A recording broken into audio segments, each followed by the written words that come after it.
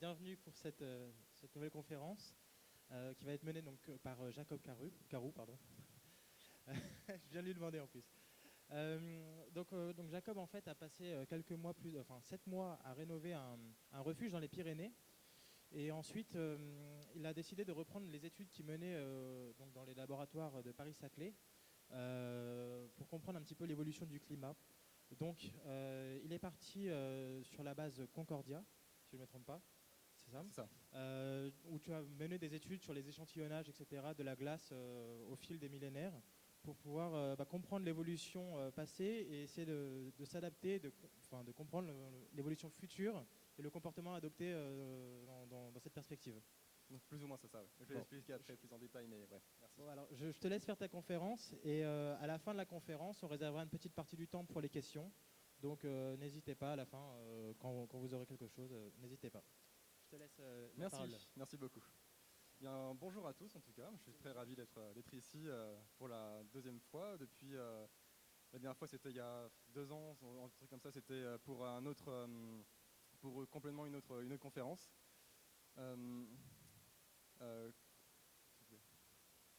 Pour me présenter rapidement, en fait, s'il y a des gens en tout cas qui me connaissent déjà d'avant, c'est principalement en fait, parce que j'ai fait une aventure c'était il y a 3-4 ans. J'ai passé 7 mois dans un refuge dans les Pyrénées à reconstruire une cabane, en essayant de vivre un petit peu plus proche de la nature.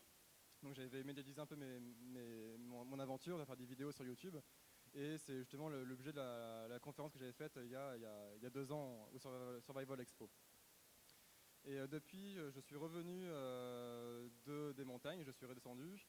J'ai été ensuite diplômé, je suis revenu, mon école était à Lyon, c'est l'école normale supérieure, j'ai fait en domaine des géosciences. Et j'ai fini mon cursus scolaire.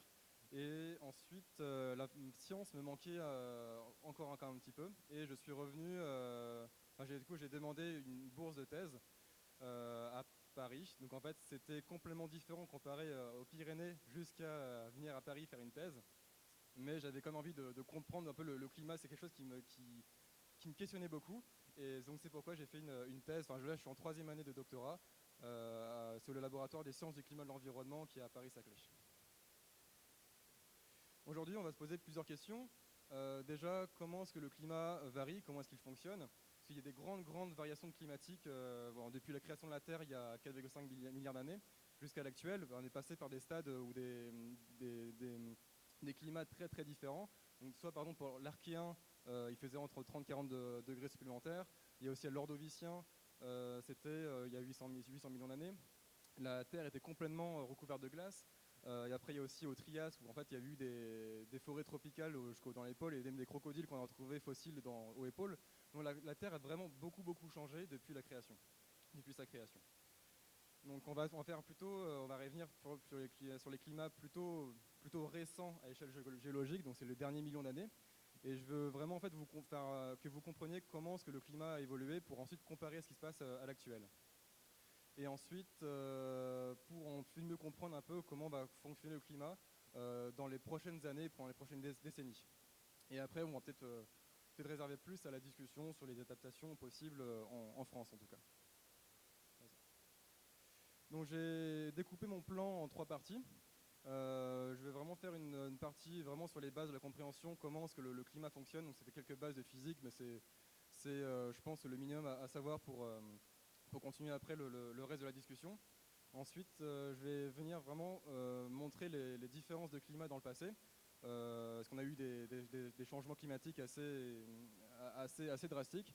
Et pour moi, c'est vraiment essentiel de comprendre comment les variations sont faites dans le passé pour mieux comprendre les prédictions à venir. On va partir déjà d'une des premières bases, c'est que la Terre est ronde. Donc, désolé s'il y avait des gens qui pensaient que la Terre était plate. Mais en tout cas, s'il y a des climato-sceptiques, j'espère qu'il n'y a pas non plus de gens qui pensent que la Terre est complètement plate. Donc la Terre est complètement ronde, plus ou moins ronde, elle n'est pas tout à fait ronde, mais bon, on va approximer ça. Le Soleil a une source d'énergie extérieure, c'est la seule source d'énergie qu'on a à notre disposition. Et en fait, le Soleil envoie des rayons lumineux jusqu'à la Terre, environ 342 watts par mètre carré. Et en fait, du fait que la Terre est ronde, bah, en fait, on reçoit plus d'énergie sur une même surface à l'équateur plutôt qu'au pôle. Et à cause de ça, bah, il y avait des différences de température. L'équateur, il fait beaucoup plus chaud qu'au pôle. Et donc, cette différence de température-là, c'est un gradient thermique, donc une différence de température entre deux endroits d'une sphère.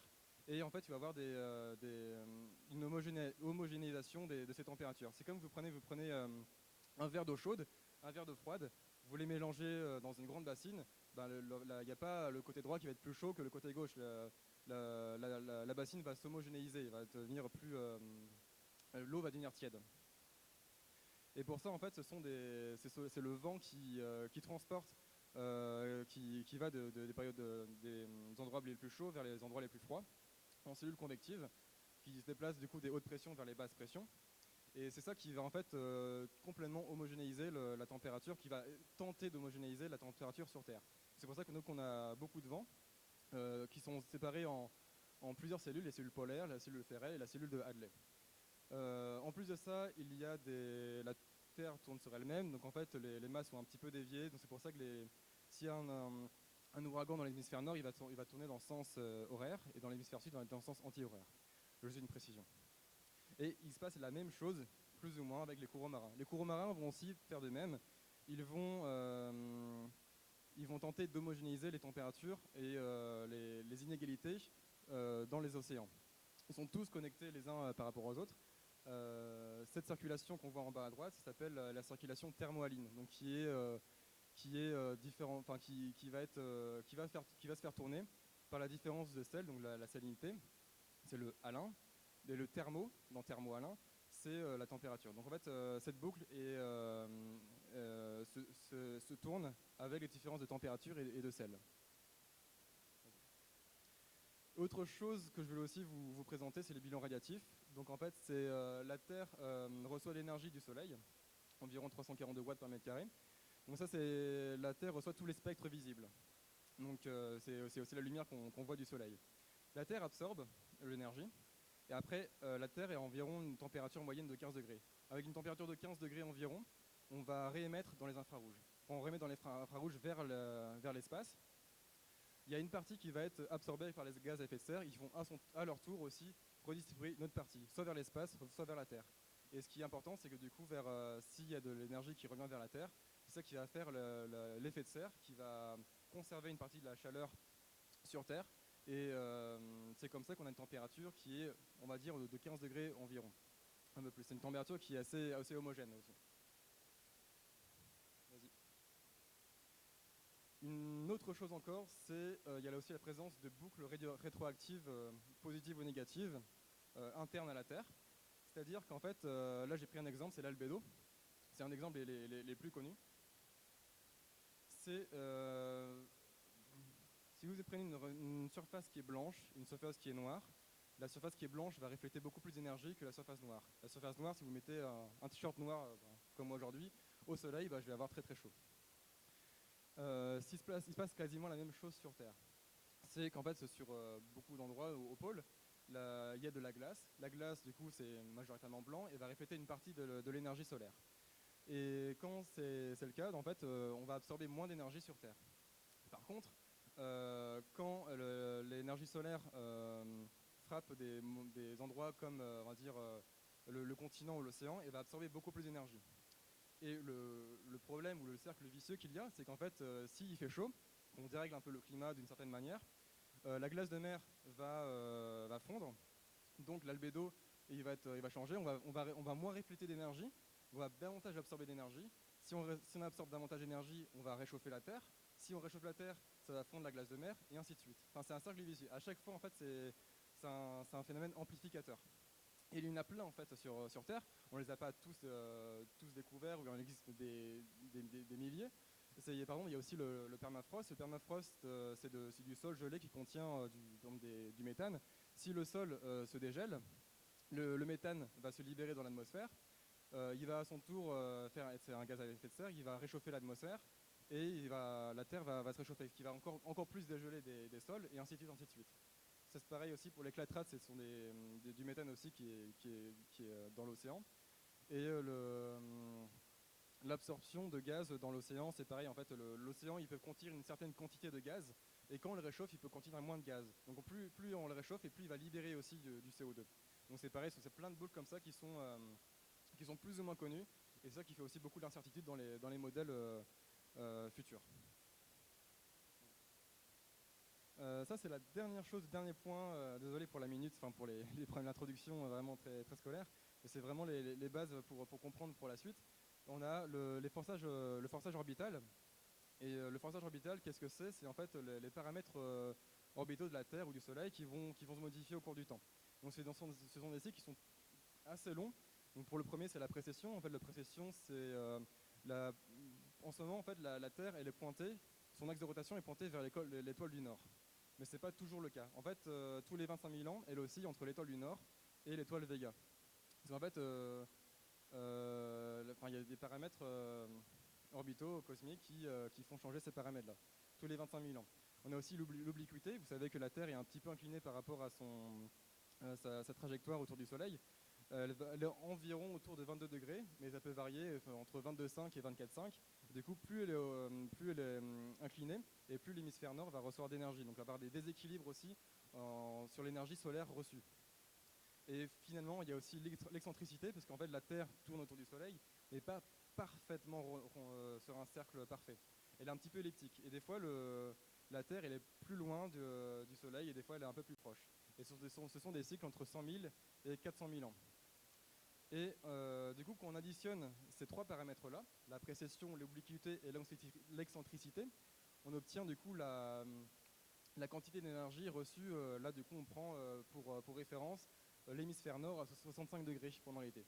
Et du coup, on voit sur la courbe jaune, il y a des grandes différences d'énergie. Au pic, au plus haut, c'est là où on obtient le plus d'énergie, et au plus bas, c'est là où on obtient le moins d'énergie.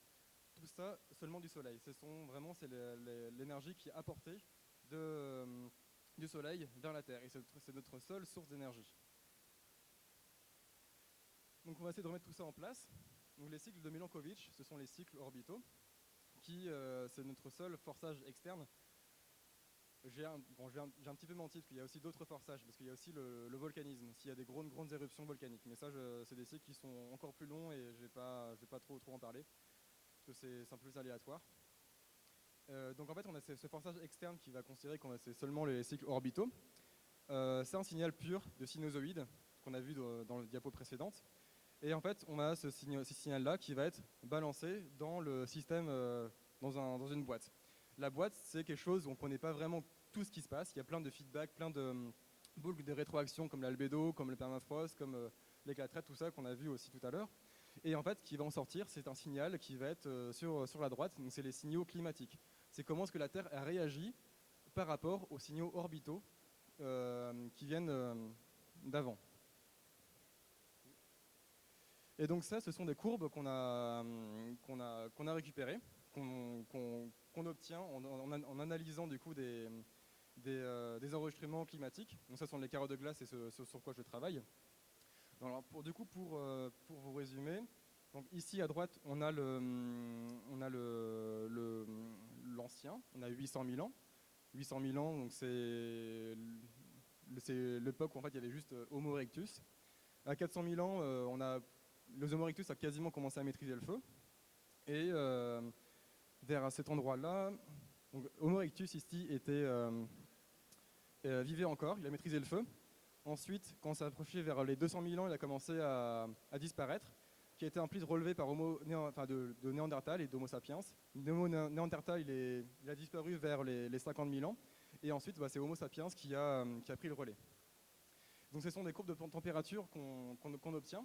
Et en fait, on s'est aperçu que le niveau marin, il a changé également. Le niveau marin, il descend et il monte en fonction des températures. Le niveau de CO2 et de CH4, de méthane, il varie également en fonction de ces températures-là. Et tout en haut, ce sont les cycles d'obliquité, de précession que je vous montre tout à l'heure. Donc c'est les cycles de Milankovitch. Et ces cycles-là, c'est eux qui régissent ce qu'on obtient après en température, en CO2 et en niveau des mers.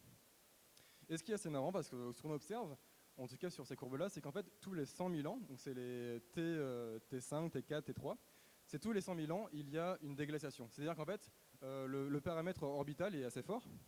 Vous voyez ici, par exemple, les courbes montent, les deux courbes montent en même temps, et c'est ça qui va réchauffer la planète au début, puis après en fait, elle va s'emballer jusqu'à obtenir des températures beaucoup plus hautes. Et du coup, là, une déglaciation se fait environ en 10 000 ans. On augmente la température de, on va dire, plus 5 degrés en 10 000 ans, et on redescend en température très doucement en âge glaciaire. Donc du coup, on a deux types de climats, les climats interglaciaires les plus chauds et les types glaciaires les plus froids. Et en plus de ça, il y a des petites variabilités qui se font à moindre échelle. Donc ça, c'est vraiment ce qu'on obtient quand on observe les courbes de température. Et comment est-ce qu'on les obtient, celles-ci notamment en Antarctique. En Antarctique, c'est un énorme continent, donc c'est un continent, c'est dans l'hémisphère sud. Il y a de la roche en dessous, hein, c'est pas de la glace de mer, c'est vraiment un continent, c'est de la roche, et sur lequel en fait il y a 3000 mètres de glace. Parce qu'en fait, chaque année, il y a une couche de glace qui s'accumule, qui va s'ajouter à celle précédente. Et du coup, en fait, si on recreuse dans le passé, enfin on creuse en profondeur, on a 3000 mètres de glace, et ces 3000 mètres de glace correspondent à environ 800 000 ans. C'est comme ça qu'on obtient ces courbes-là. Et ce qui est vachement fort, c'est qu'en fait, dans les carreaux de glace, on a à la fois de l'eau qui va tourner la température du passé, on a aussi des bulles de gaz qui vont nous renseigner sur la composition atmosphérique du passé. Donc c'est pour ça qu'on a à la fois le CO2 et à la fois la température. Donc là, c'est la station Concordia où j'ai été, c'était il y a 2 ans, c'était au début de ma thèse, pour récupérer des échantillons de glace. Je suis resté environ 1 mois. Et du coup, on est au milieu de nulle part, on est à 1000 km des côtes, il n'y a absolument rien, la température moyenne c'est de moins 50 degrés Celsius, et on est une équipe de entre 10 et 60 personnes à l'année pour récupérer justement des carottes de glace ou aussi d'autres choses, notamment aussi l'astrophysique. Du coup, si tu peux passer. Et bon, ça c'est aussi, c'est peut-être pas essentiel, mais c'est aussi une partie de mon travail, c'est en fait comment est-ce qu'on peut réussir à trouver des températures du passé grâce à la glace. Parce qu'en fait, la glace, du coup, c'est des molécules d'H2O qui sont glacées, qui sont sous l'état solide. Donc c'est 2 hydrogènes et 1 oxygène. Et l'oxygène, en fait, le majoritaire, c'est l'oxygène 16. Il a 8 neutrons et 8 protons. Mais il se trouve qu'en fait, il y a des fois des sortes d'anomalies où en fait, des fois, il y a un neutron supplémentaire. Donc du coup, ça passe à 8 plus 9. On a du coup 17 nucléons. Et après, il y a d'autres anomalies sur l'oxygène 18. C'est un peu comme le carbone 13 ou carbone 14. Carbone 12. Et en fait, c'est à cause de ces anomalies-là, en fait, on s'est aperçu que plus il fait chaud et plus on retrouve des atomes un peu plus lourds, hein, des anomalies, dans les molécules, dans l'eau qui est en Antarctique. Et c'est comme ça en fait, qu'on regarde en fait, la proportion d'atomes lourds, la proportion d'atomes légers, qui va nous renseigner sur la quantité, enfin la température dans le passé. Là maintenant, on va revenir un peu dans le climat passé. Je vais faire vraiment des focus, voir un peu plus en détail sur la dernière interglaciaire. Donc c'est la dernier moment où il a fait chaud. Donc là, pour vous rappeler, à droite c'est l'ancien et à gauche c'est le récent. Donc c'est une période qui était plus chaud. On voit la première courbe là en vert, c'est le CO2. Donc le CO2 était plus ou moins dans les mêmes courbes. Il était relativement haut. La température aussi était même un peu plus haute que l'actuelle. Et le niveau marin était aussi plus haut. Donc ça c'est un focus, un détail sur cet interglaciaire qui s'appelle l'Éhémien. C'est environ il y a 130 000 ans. On a des reconstitutions de la Terre, comment elle était à cette époque-là. Le niveau marin était entre 5 et 9 mètres plus haut. C'est qu'en fait, toute la glace avait fondu et ça a élevé le niveau de la mer. L'Antarctique a contribué entre 3 et 5 mètres pour cette élévation. Le Groenland environ 2-3 mètres. Et après, il y a 1 mètre supplémentaire sur l'expansion de l'eau due à la température. Donc en fait, voici une image de l'Europe reconstituée du dernier interglaciaire où il faisait seulement 2 ou 3 degrés plus chaud qu'aujourd'hui. Et en fait, les Scandinaves, ils étaient tout seuls sur une île. Comme ça, on ne pouvait pas les embêter. On a aussi des diagrammes polliniques. Donc c'est le graphe en bas à gauche, il est un peu petit, désolé. En fait, les pollens, on peut reconstituer le climat de la biosphère avec des pollens qu'on peut retrouver. En fait, ce sont tous les arbres qui sont aux alentours. Ils font comme au printemps, comme actuellement.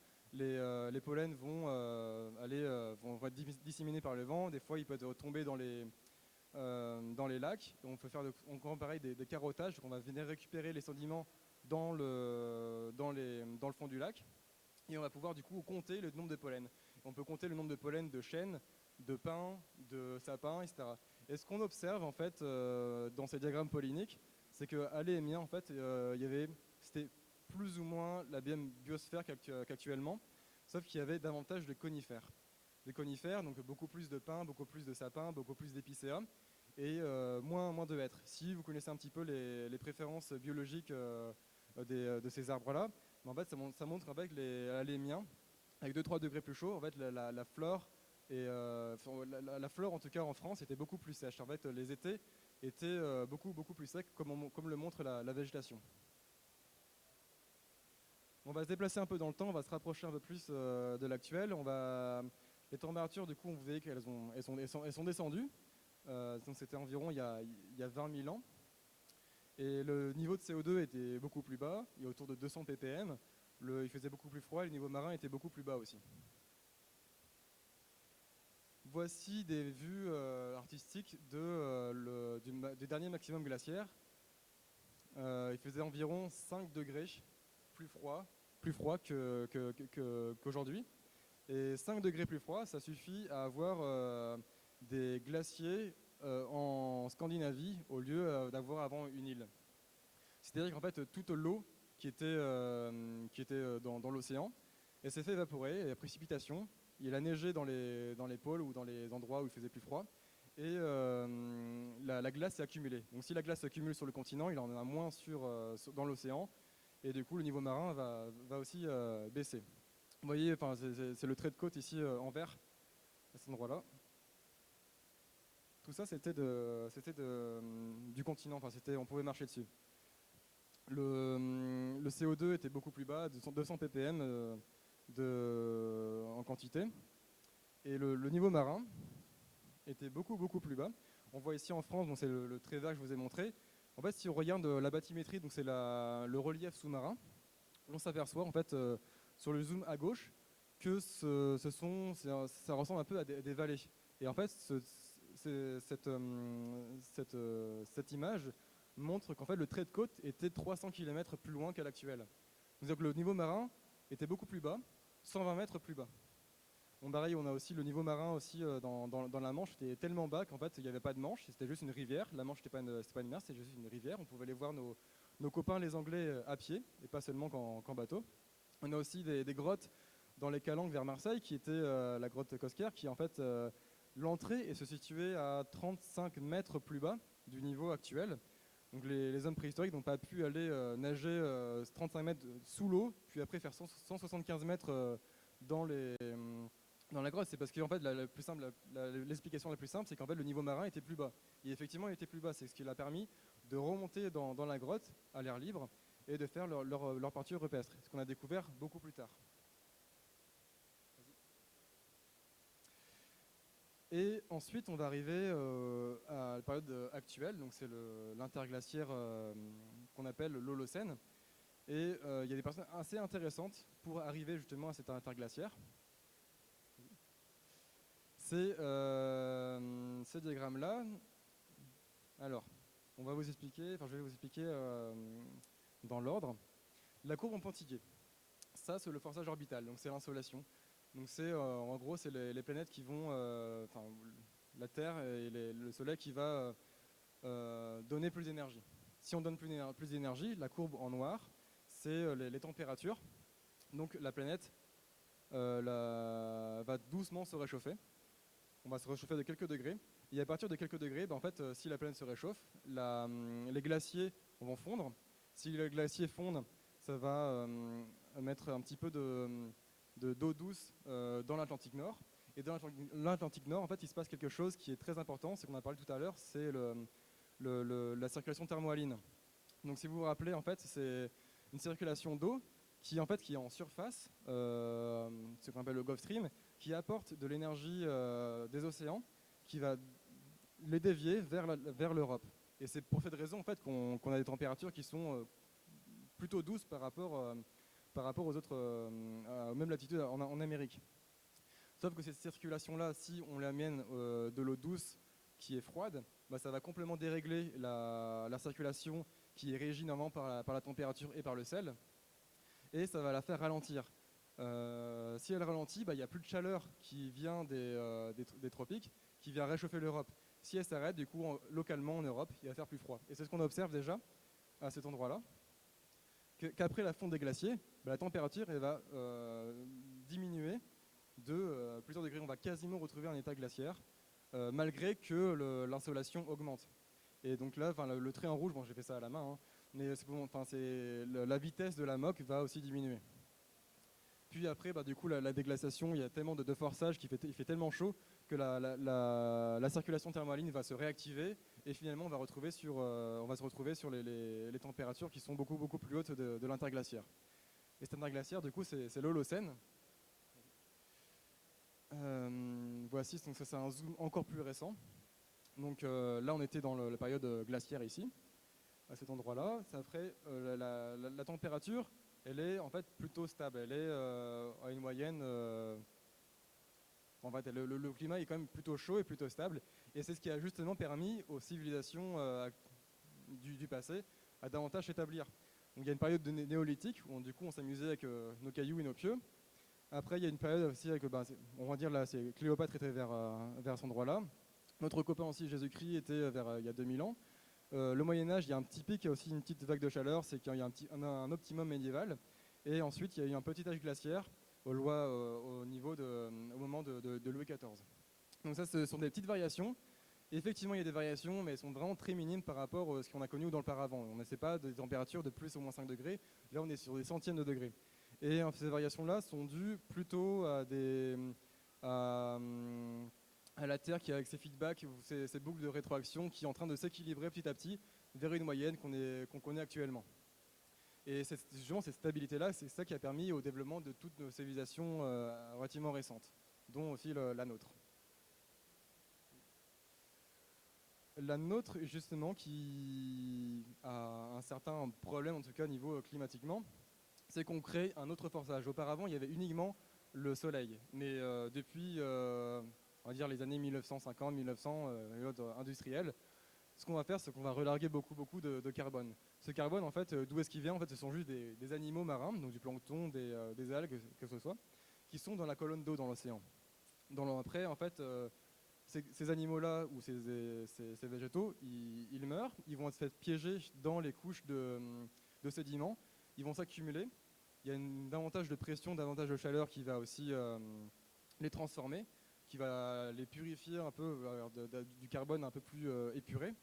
Et ce processus prend des millions d'années. Et ce qu'on fait, nous, c'est qu'on prend ces réserves de carbone, donc du pétrole ou du gaz qui est enfoui, donc qui a été stocké pendant des millions d'années sous nos pieds.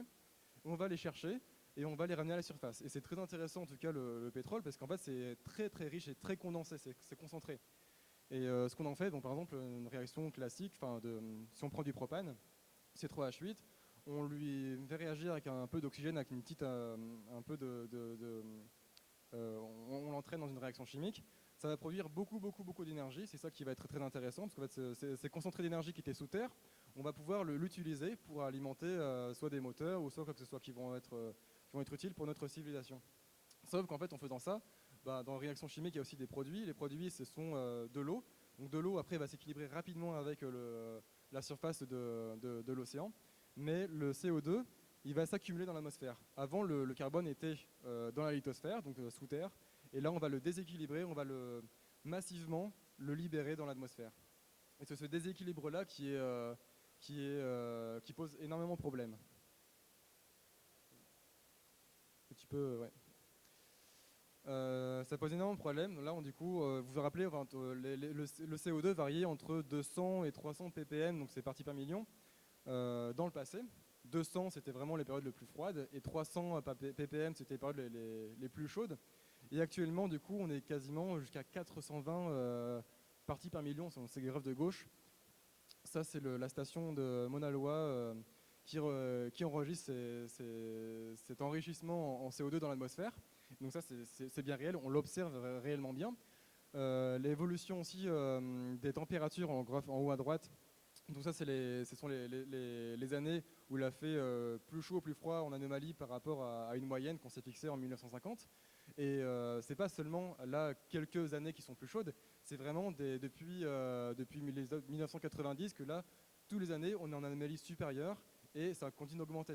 Et c'est ça qui fait vraiment froid dans le dos.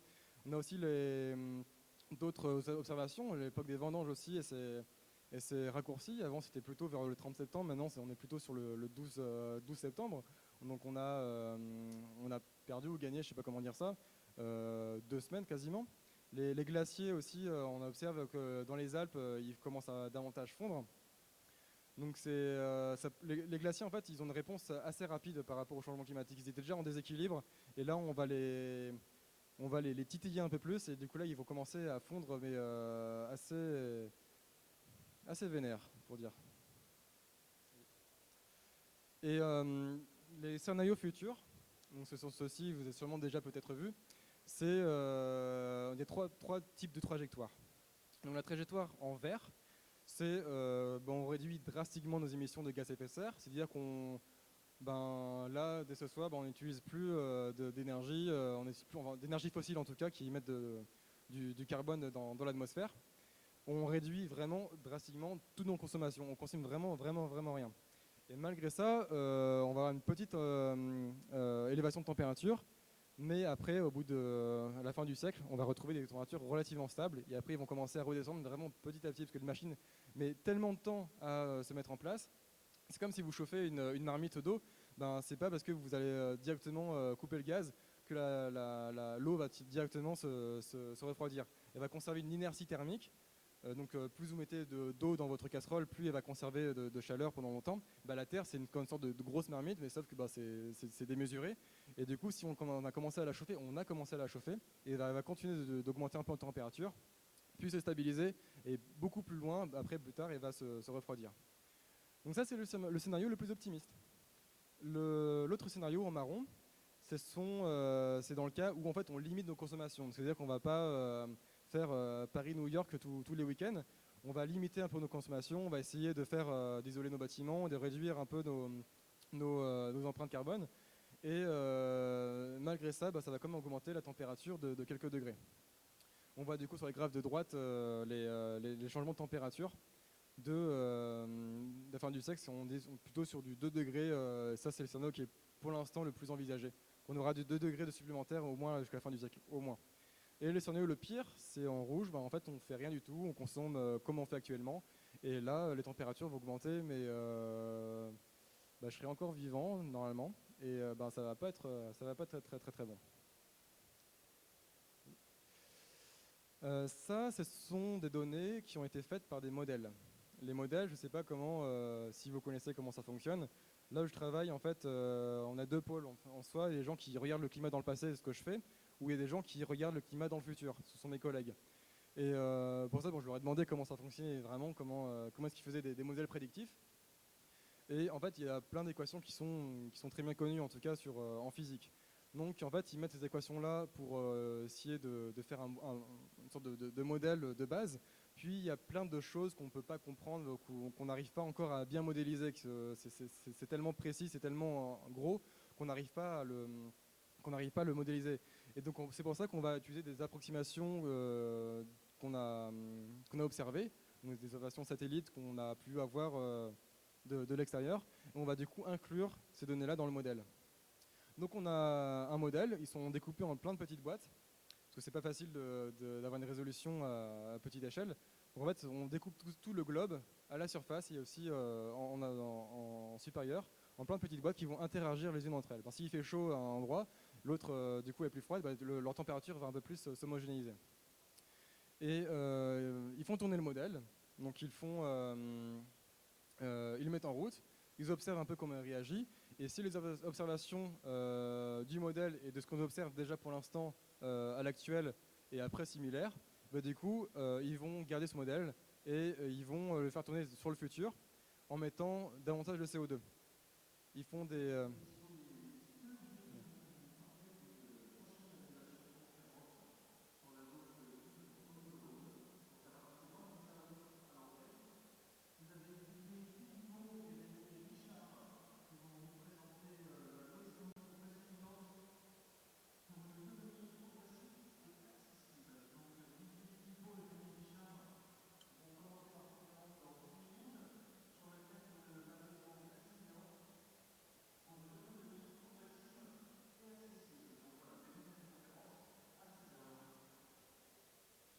voilà, faut pas trop que je terne après. On n'a pas encore parlé de climat trop futur pour l'instant. On a un petit peu abordé. Donc c'est comme ça qu'ils font leur modèle, qu'après ils mettent du CO2 en plus, ils observent comment le modèle va évoluer. Et c'est comme ça qu'on a les scénarios futurs. Selon on met plus ou moins de CO2 dans l'atmosphère. Le premier, je pense que vous le connaissez, c'est le GIEC, c'est le groupe intergouvernemental des experts sur le climat. Lui, leur rôle, c'est de fournir trois...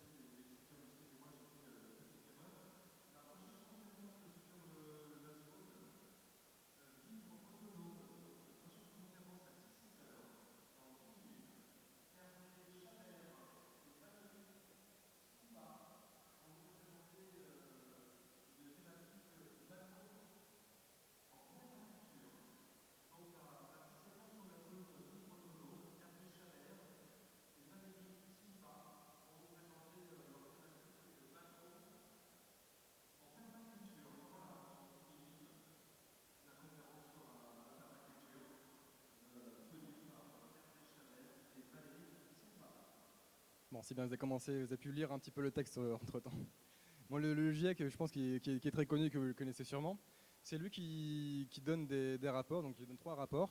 Un sur vraiment la physique la physique du futur. Enfin, en fait, qu'est-ce qui va changer vraiment en sciences. Deux, voilà.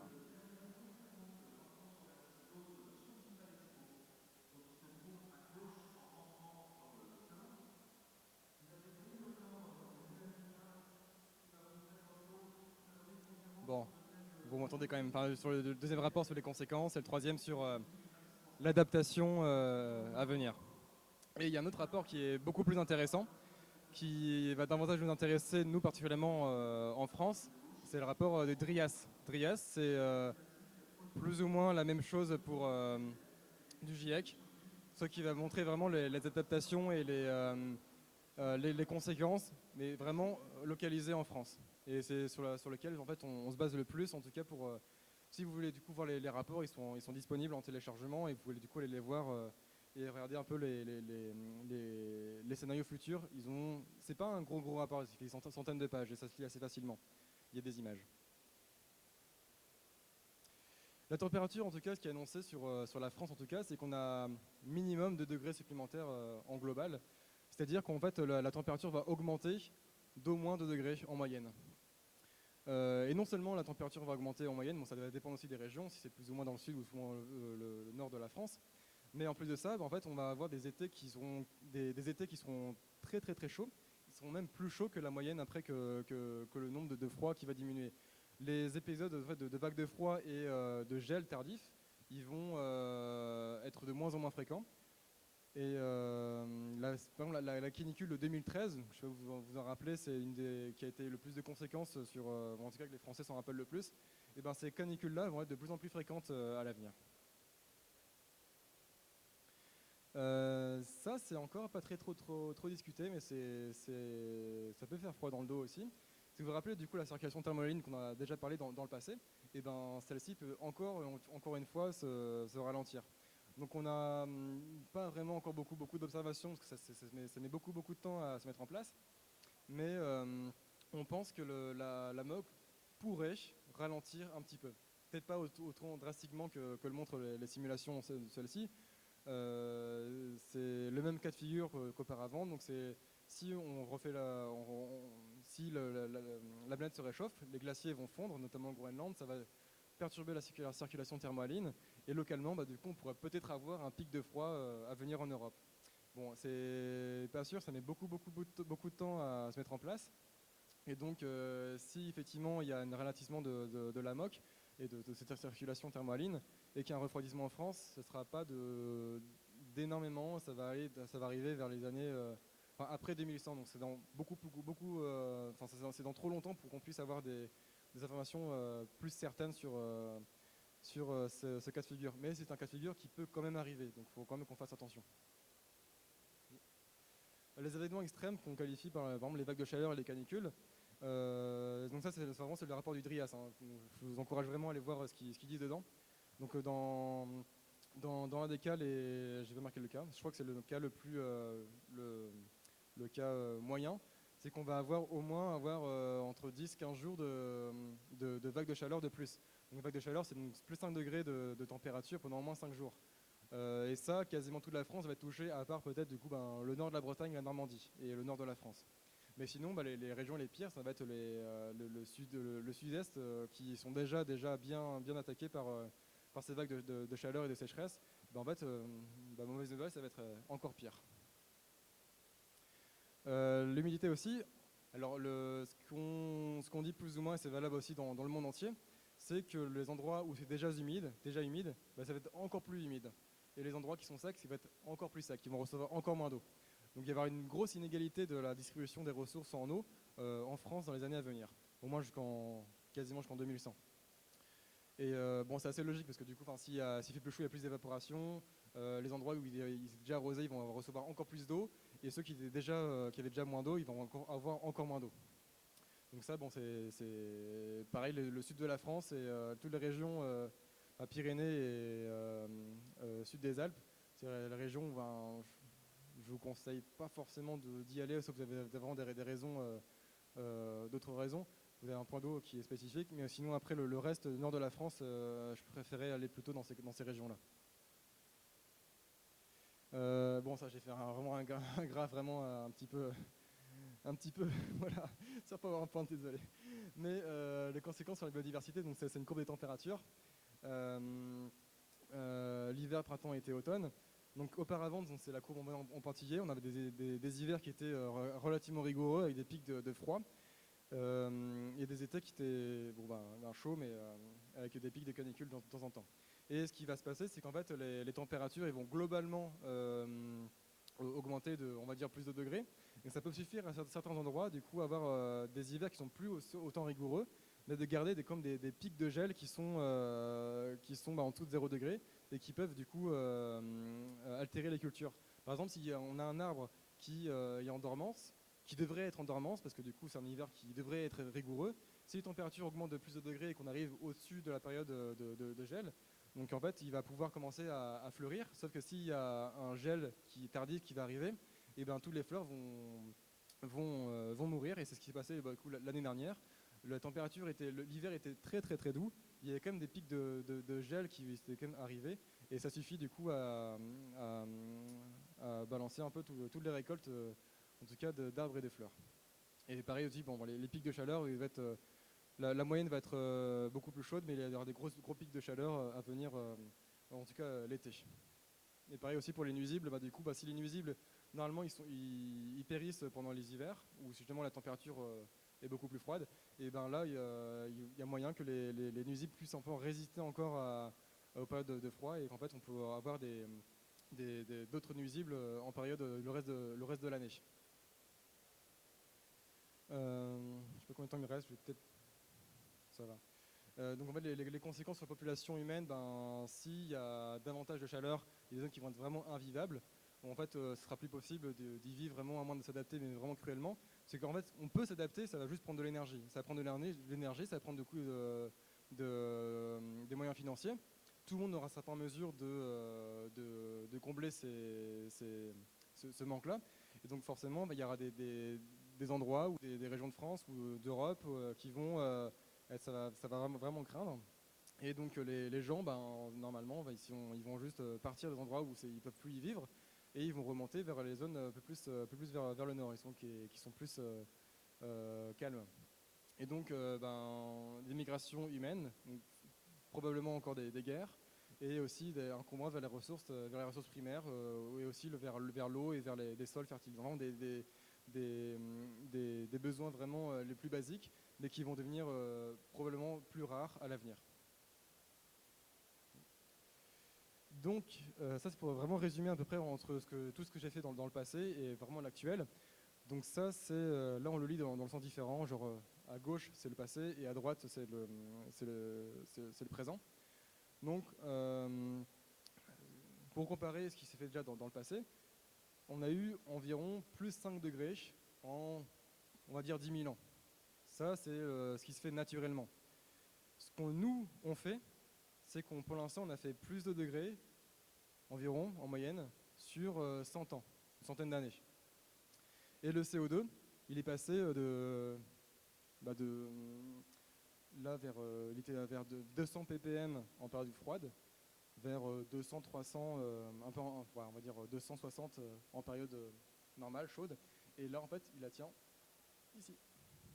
Là, on a augmenté tellement notre CO2 l'espèce humaine n'a jamais vu de concentration de CO2 aussi importante. Et on ne connaît pas vraiment, après, c'est un cas qui n'est jamais arrivé, donc on ne sait pas exactement ce que ça peut produire. C'est pour ça qu'on a des modèles qui peuvent donner des directions, on sait que ça va se réchauffer.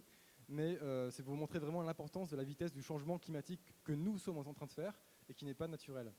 Et s'il est aussi rapide, eh bien la diversité ne va pas forcément pouvoir tout suivre. Si la déglaciation ou le changement de température se fait en 10 000 ans, bah, les espèces elles auront le temps d'évoluer, de migrer, de bouger. Mais si c'est en 100 ans ou en 200 ans, bah, les espèces n'auront pas le temps de le faire. Et donc il y a beaucoup de biodiversité qui vont vraiment mourir.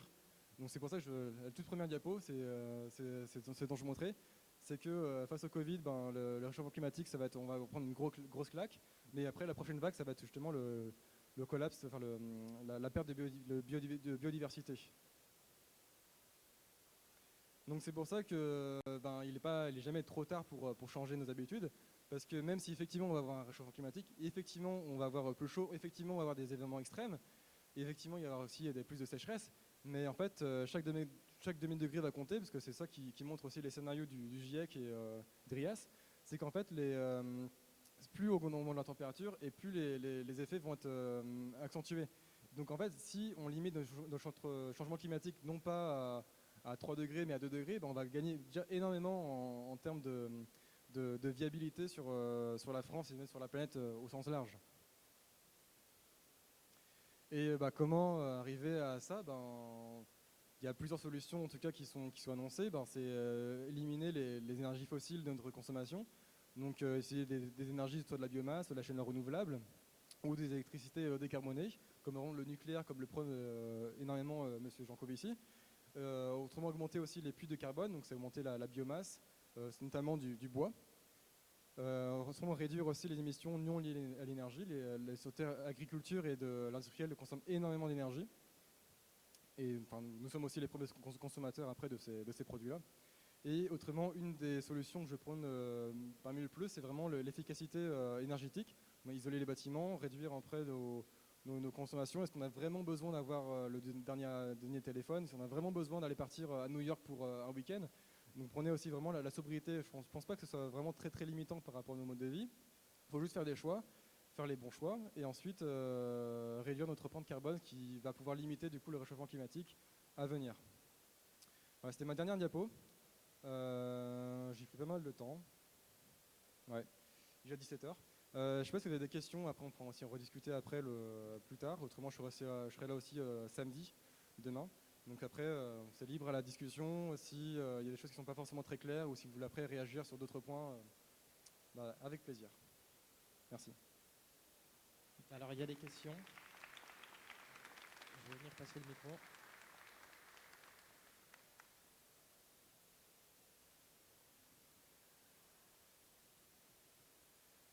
Bonjour, merci. Est-ce que Bonjour. tu peux expliquer ou réexpliquer pourquoi avant qu'il y ait des émissions anthropiques de CO2, il y a la courbe de CO2 qui suit la courbe de température? Ouais. Attends. Je vais revenir sur les diapos. Et du coup, en fait, il y a plusieurs choses qu'on ne voit pas encore. Il y a d'autres études.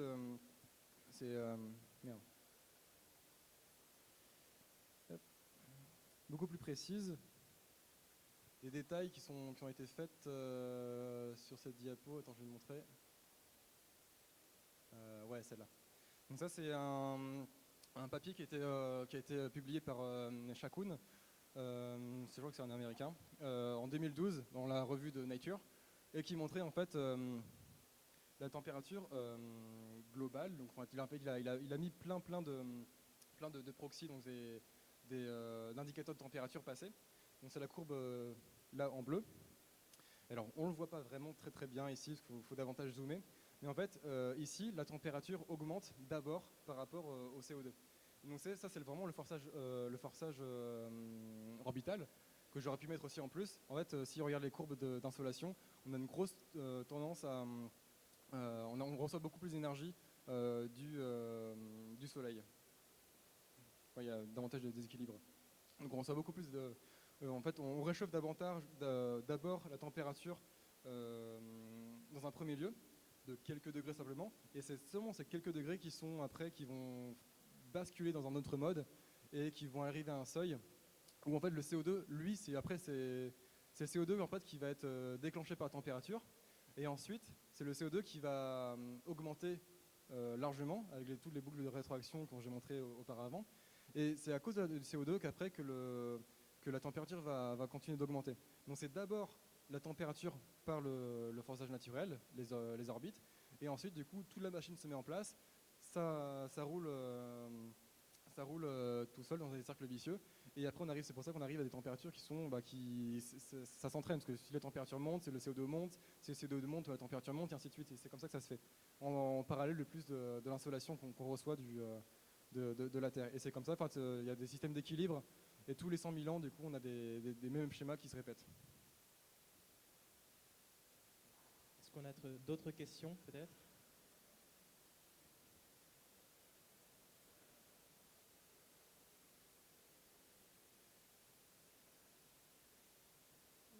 Bonjour et merci Bonjour. beaucoup pour cette présentation. Moi, je voudrais savoir s'il y a des régions de France qui seront moins exposées que d'autres et d'autres qui le seront plus. Du coup, est-ce qu'il y aura une homogénéisation aussi au niveau de la France où il y aura vraiment des contrastes importants? Quand on regarde les cartes en tout cas du DRIAS, les régions nord, l'affluence maritime en tout cas, permet d'avoir une compensation en termes de température. La Bretagne, le nord de la Bretagne et toute la côte, on va dire normande, nord, au long de la Manche, en tout cas les cartes montrent que ce sera les zones où il y aura le moins de changements. Après, dans le sud de la France, c'est effectivement on a les plus gros changements de température et de sécheresse ou quoi que ce soit. Mais on peut encore s'adapter. Il y a des climats qui sont encore aussi chauds ou même plus chauds que ça. Et les gens ou la biodiversité a réussi à s'adapter. Je pense que nous, on peut aussi encore s'y adapter. On peut encore y vivre en moyennant du coup beaucoup de moyens à la fois de temps, de financiers et d'investissement sur comment est-ce qu'on a construit le terrain. Et je pense que c'est encore possible de vivre une région plutôt au sud, même si c'est de plus en plus difficile, c'est encore possible.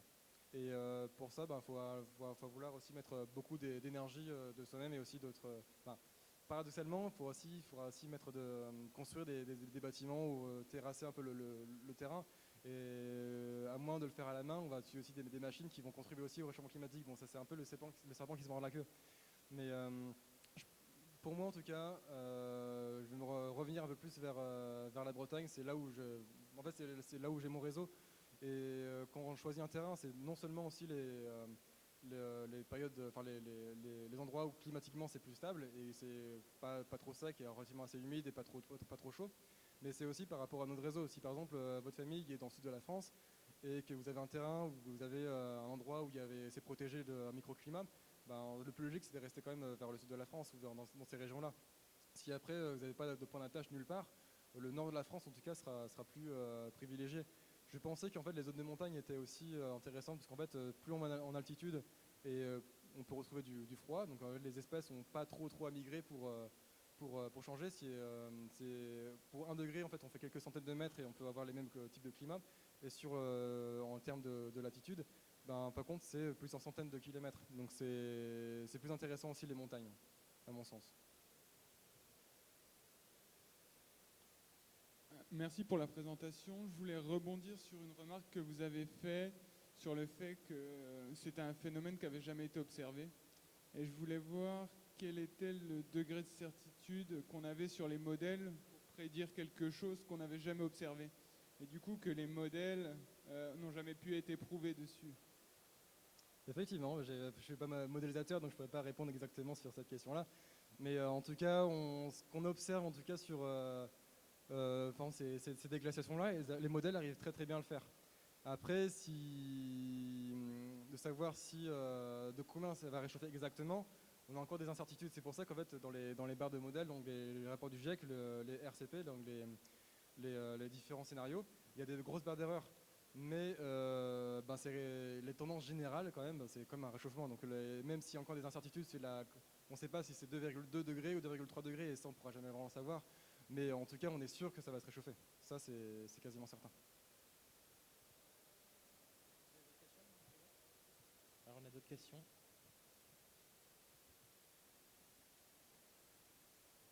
Bonjour à tous. Merci du coup pour ta présentation.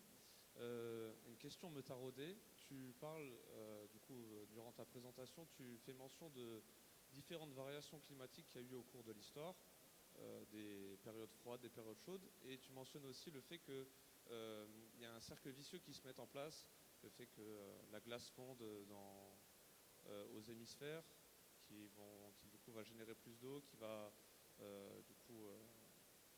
réchauffer l'atmosphère. Et du coup, pourquoi est-ce que à ces moments précis, l'engrenage ne s'est pas accéléré et on s'est pas retrouvé forcément avec des périodes soit très froides ou soit du coup très chaudes? C'est déjà arrivé en tout cas que ça soit accéléré complètement. À l'Ordovicien, c'est un moment où en fait la Terre était complètement, elle s'est refroidie, tellement refroidie qu'en fait la Terre s'est complètement recouverte quasiment de glace. Et donc en fait on est déjà arrivé à des extrêmes comme tu le dis. Là, ce qui empêche plus ou moins, c'est qu'en fait avec les calottes de glace,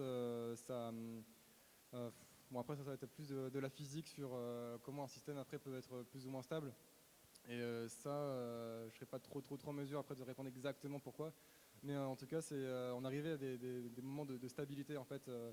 Je pourrais te retrouver d'autres références si tu veux. Mais en fait, à partir d'un moment où le climat est relativement chaud par rapport à ce qu'on connaît actuellement, on a du mal à être plus chaud en fait. Voilà. C'est une bonne question. En fait, je ne sais pas s'il y a vraiment des vraies réponses à ta question. Du coup, la finalité de tout ça, c'est que malgré le réchauffement climatique, la conclusion de tout ça, c'est que on se retrouverait avec une période glaciaire et un refroidissement du climat. Plus tard? Oui, pas à l'époque, enfin pas à l'échelle humaine. Ah oui, c'est tout à fait. En fait, ouais, c'est là en fait qu'on observe dans les schémas précédents. À chaque fois, la température montait puis elle redescend tout doucement. En fait, là, on était déjà à la période où ça montait, donc la température était déjà très très haute. Et après, on était quasiment sur une redescente de température. Est-ce que tu peux mettre d'autres diapos avant? Attends, ouais, encore.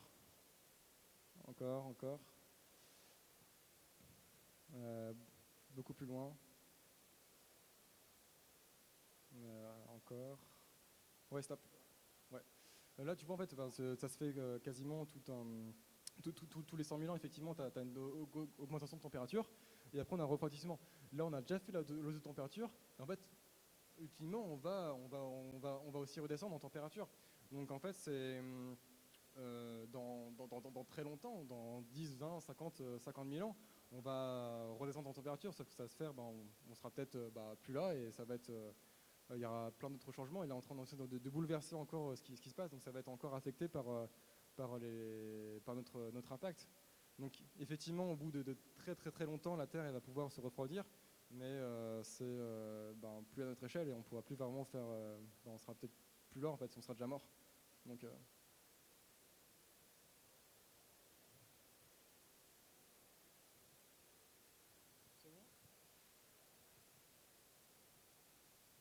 Bonjour, merci beaucoup pour votre présentation qui était vraiment passionnante. Je voulais vous demander, c'est peut-être un peu loin du sujet, mais en termes de mécanismes et de voies pour la suite, qu'est-ce que vous pensez des propositions du Shift, par exemple, qui a sorti le plan de transformation de l'économie française? Et si vous n'êtes pas fan, est-ce que vous avez d'autres propositions que vous trouvez intéressantes par rapport à votre dernière slide? j'ai pas suivi du coup les dernières propositions de Shift. Là, j'étais complètement sur autre chose, donc je ne sais pas. Est-ce que vous faire un petit résumé En fait, ils ont sorti un livre où ils ont pris plein de secteurs de l'économie française, donc la mobilité individuelle, les transports de marchandises, la production énergétique, agricole. Et à chaque fois, ils font un état des lieux, des pistes de solutions, mais je ne suis pas très sachante, et un peu une cible pour l'avenir. Et en fait, c'est vrai que quand on voit vos constats, on a envie de se poser la question qu'est-ce qu'on peut faire et qu'est-ce qu'on peut changer. Et je me demandais si vous aviez des gens que vous suivez sur ce sujet en particulier. Connaissant Jean Covici, je pense je suivrai aussi effectivement sur ses paroles et j'ai relativement confiance. Enfin, du coup, j'ai pas lu ce projet-là, mais j'ai relativement confiance en ce que prône Jean Covici sur le sujet. Ouais. Merci beaucoup. Est-ce qu'il y a d'autres questions, monsieur?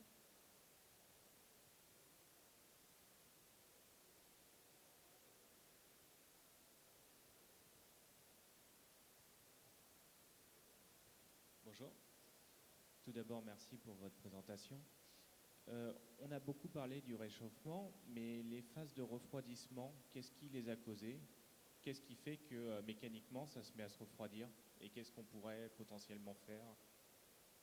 C'est un peu la question qu'on posait un peu tout à l'heure. En fait, il y a toujours des puits de carbone. En fait, il y a toujours de la sédimentation, il y a toujours la biomasse aussi qui va prendre du CO2 de l'atmosphère et qui va constamment, en fait, ça se fait constamment. Et c'est pour ça que ça prend aussi beaucoup de temps. Et peut-être un élément de réponse de ta question tout à l'heure, peut-être, c'est qu'en fait, il y a des processus qui sont extrêmement lents aussi qui font qu'il y a du carbone qui naturellement, qui est pris de l'atmosphère et qui remet sous terre. Et ça redescend un petit peu le niveau de CO2 dans l'atmosphère et qui va peut-être après, au bout d'un certain temps, pouvoir redescendre un petit peu la température. Donc c'est une des propositions aussi des dernières slides sur justement favoriser les puits de carbone pour stocker du CO2 qui était de l'atmosphère en matière soit biomasse, soit dans la lithosphère, dans les roches. Et je pense que ça se fait naturellement déjà pendant des très longue échelle. L'érosion de silicates des montagnes, c'est un phénomène, une réaction chimique qui pêche aussi du CO2. C'est qu'en fait, il y a du CO2 qui est pris pour en fait faire cette dégradation et qui va être ensuite stocké dans les sédiments de l'océan. Et ça se fait, c'est quasiment rien, mais il suffit d'avoir beaucoup de montagnes. Et si effectivement il fait plus chaud, il y a plus de ruissellement. Il y a plus de ruissellement, il y a plus d'érosion des sols ou d'érosion des montagnes. Et du coup, ça va piéger un petit peu de CO2 à chaque fois. Et au bout d'un certain temps, en fait, c'est des boucles de rétroaction positives, mais il y a aussi dans les deux sens. C'est qu'en fait, ça peut aussi refroidir le climat. Ça va s'emballer, mais dans l'autre sens aussi. Et ensuite, du coup, c'est comme ça qu'on peut refroidir le climat jusqu'à une période qui est plus ou moins stable. Et à ce moment-là, quand on arrive sur une période plus ou moins stable, du coup, les périodes orbitaux vont après être favorables et revenir vers une période interglaciaire, une période chaude. Donc, c'est peut-être des choses plus de cette très petite échelle, mais sur une très longue période. Merci. Est-ce qu'on a d'autres questions? C'est bon. Merci beaucoup pour ta présentation. Merci. En tout cas, j'ai chaud là. Merci beaucoup. Donc, si